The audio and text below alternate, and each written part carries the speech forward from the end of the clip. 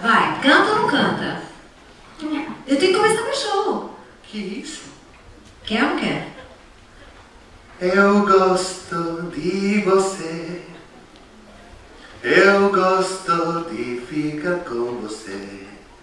Meu riso está feliz contigo.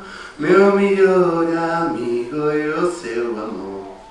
A gente cantar, a gente dançar, a gente Pergunta ela onde que ela viu o show. cansar. Já cansei. Tchau. Vai. Pergunta ela onde que ela viu o show.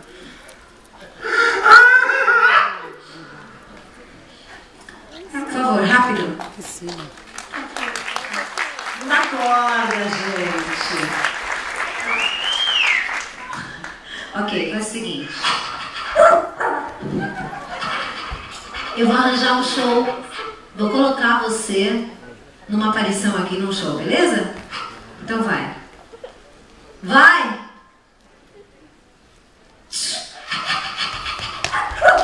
Aplausos ao Popito, gente. Bom, para quem está embarcando hoje, vai conhecer o talento deste rapaz dentro dos shows que a gente vai ter. Vocês vão ver.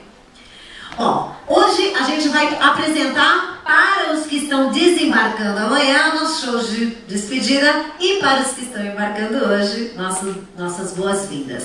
Quero que vocês recebam com grande carinho. Ah, eu já esqueci dos coitadinhos. Vocês iam me matar. Olha, pera, antes de a gente apresentar o show, eles iam me matar. Eu quero que vocês conheçam o pessoal que vai fazer do cruzeiro de vocês ainda um cruzeiro mais especial, com promoções fantásticas, produtos maravilhosos e oportunidades imperdíveis. Aplausos aos nossos concessionários!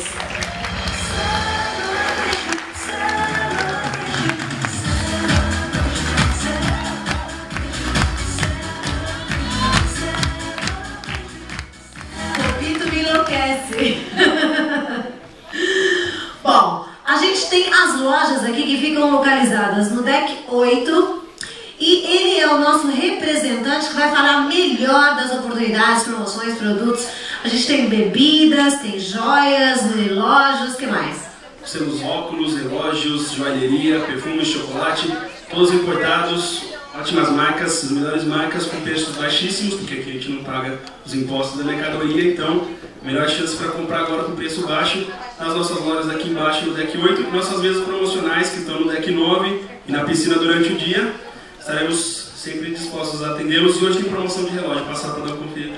E relógio com bijuteria juntos, né? Com conjuntos, vale a pena conferir.